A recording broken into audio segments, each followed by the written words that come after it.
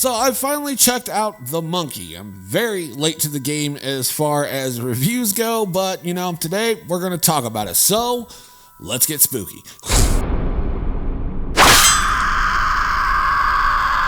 Greetings everyone, my name is Nightshade. This is The Night Shift, a home for all things spooky, and today we're going to be checking out The Monkey, released in 2025. So this is one of those movies that could have gone either way. This could be either very, very good or very, very bad, no in between. And with those odds, I was like, you know what, I'm going to go ahead and skip seeing this one in the theater. I'll check it out whenever it comes to streaming. I'm fine with that. I'm not going to go out in public just for like a 50% chance of me loving something or hating something. To me, it doesn't seem worth it. And just this evening, for the first time, I checked out The Monkey, and I regret that decision. This film was a lot of fun, and I mean a lot of fun. I was going in not really hoping for much. Whenever it comes to modern horror, I've just been burned so many times that it almost doesn't seem worth going to the theater and purchasing a ticket and being surrounded by people breathing, and it just... ugh. Every time I go to the theater, there's always somebody talking over the movie, especially during crucial plot points, and it annoys me. But this is one of those films that I kind of wish I would have seen in theaters. Like, I don't feel like I missed much, but at the same time, getting to see all that gore in glorious big screen fashion, well, I feel like I kind of missed out. It was a fun movie, and I'm excited to talk about it, so let's go ahead and get into the review. For this movie review, I'm going to be breaking it down into two categories, the positives and the negatives. Let you know what I liked about this film and what I didn't like about this film. Then whenever we do that, I'm going to go ahead and tell you about my favorite scene and tell you exactly why it is my favorite scene. Then we're going to score this out of 10 and end the video. But here on The Night Shift, we always start things off on the bright side with...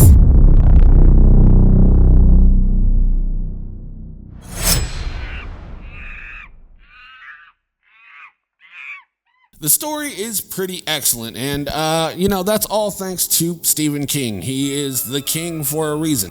This film was based off of the short story The Monkey, which is based off of those old cymbal clanging monkeys of old. But the thing that I love about Stephen King is that he can take just a mundane item such as a toy and turn it into an excellent horror story. And I think this story does a great job, and they don't overcomplicate things. I love that about this film, is that it doesn't add some deep rooted lore that doesn't need to exist. Just simple and effective, and that's the way that I like things, whenever they are simple and effective. There's no need to just lore dump. It's just a monkey that whenever you turn the key and it hits the drum, people die, and they die in such stunning fashions. So, moving right along into my next positive, we have... the comedy landed super strong for me on this one. It was just, it was so fucking hilarious. One of my favorite jokes in the movie is when Hal is all like, hey man, I gotta go pick up my kid, and his boss is all like, oh, you have a kid? That fucking sucks, man. Like, that shit fucking had me rolling. Not to mention, there's just a bunch of funny instances, like there's funny deaths in this film, and it just, like, the comedy actually lands for me, and that is so fucking rare. A lot of the comedy nowadays just, it's geared more towards a younger audience, of which I no longer belong. I'm getting quite old. Yeah, the comedy here, I think it works for everybody. I think it would work for the younger generation, the older generation, and the older generation. Like, if my dad were to watch this, I think he would have quite a few laughs. And the scene with the lady running after her baby carriage, presumably a baby in the baby carriage, and it's on fire. And for whatever reason, that fucking did it for me, man. So I would say the comedy for this actually lands for me, and that's not something that I am used to. It's not something that happens very often.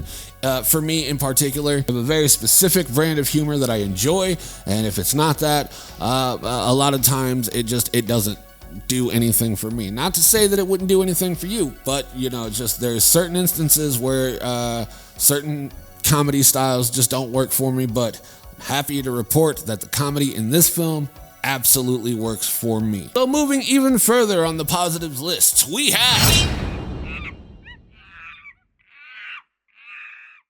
I think the cast of this film did really, really well. Not just the characters in this movie, but the people that were portraying the character. Frodo Baggins himself, Elijah Wood, is in this movie, so that is saying something. We got Rowan Campbell, who has previously been on this channel whenever we did Halloween Ends. He played Corey Cunningham, and he shows up as like this makeshift Joey Ramone, like the Temu version of the Ramones. We get Theo James, who I've previously seen on like White Lotus. He's the asshole from season 2, I believe it was. But he plays Hal and Bill, who are twins, and he plays them in the adult version. Adam Scott, who is one of my favorite actors as well, makes an appearance at the very beginning of this film. Also, Hal and Bill's younger actors is the kid from Sweet Tooth. Who plays Sweet Tooth, Gus. I forget the actor's name. I do apologize. Editor Nightshade will put the name of the actor here. I can't remember. Everybody in this film acted their asses off. There was not one weak person in the acting department. So the casting choices were top notch, and I do appreciate that. Like, if there was just one person that dropped the ball, this would have taken a little bit of a hit, but I'm happy to report that everybody did a kick-ass job. So moving right along into my next positive, we have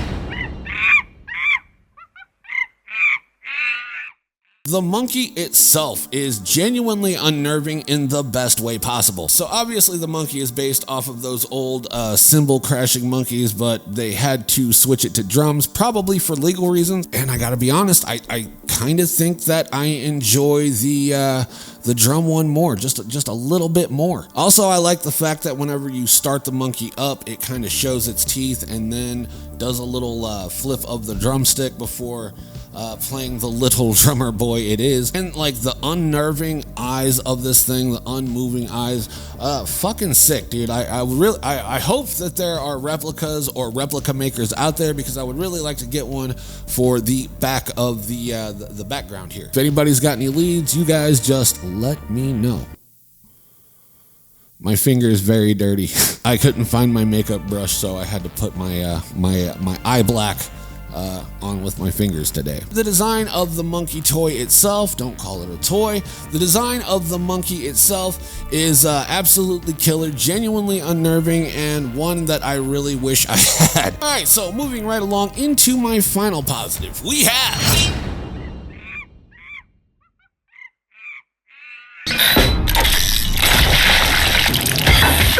Mommy! Wait!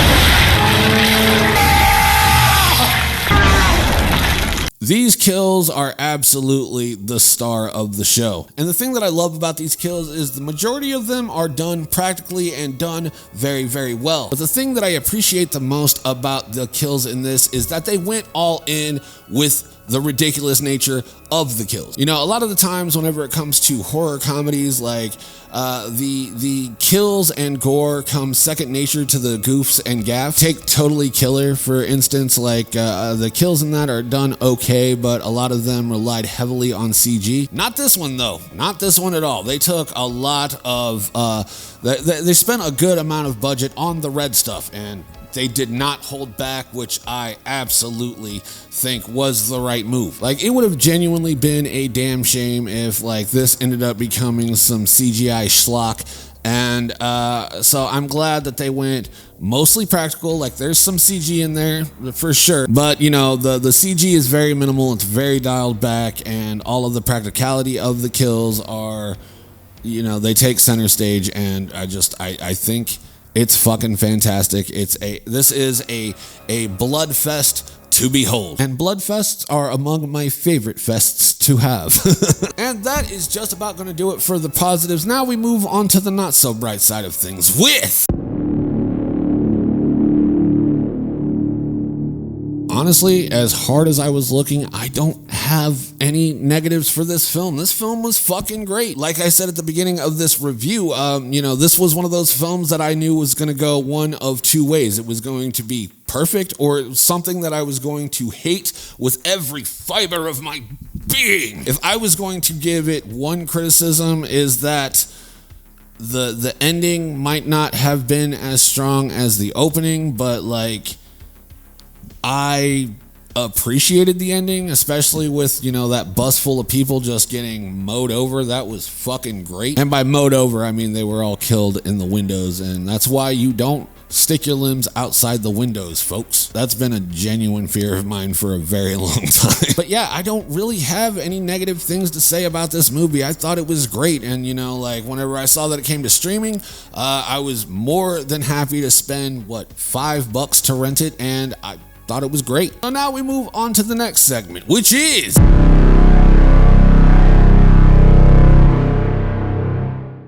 So Bill's death scene was definitely my favorite scene in this for a couple of reasons. One, you always love seeing the antagonist or the villain of the film get their comeuppance, and he got his. Jesus. Two, I love this scene because it's kind of fucking hilarious. I like that we get the issues resolved. You know, the main protagonist and the main antagonist, you know, they make amends. They become cool with one another and have their apologies and have that moment where they're just like brothers for once. And once they make amends, you know, he gets a bowling ball shot through his fucking head, and that was just magnificent. I also love that whenever we see the bowling ball in the wall, the bowling ball that took out his head, we get to see bits of like ear next to it. It was fucking great. I thought the practical effects were done really well, and it's hilarious. So, you know, we get good practical effects and we get a solid gag, and I loved it. So Bill's death definitely is my favorite scene in this so far. I mean, I've only watched this once, so that might change in the future. Who knows? Oh, whenever it comes to the monkey, I'm going to give this a solid 10 out of 10. Surprising. It's one of those films that everything worked for me. Nothing fell short for me personally. I know, like, probably not everybody feels that way, but for me, just it landed and fired on all cylinders, and I'm happy to report that I find this to be a perfect film. So that's just gonna about do it for me. If you liked the video, let me know by leaving me a like. Comment down below what you want to see on the channel next. I will do my best to accommodate. I really will. And until next time, my name is Nightshade. This has been The Night Shift, and I will see you in the next video. Stay spooky, my friends.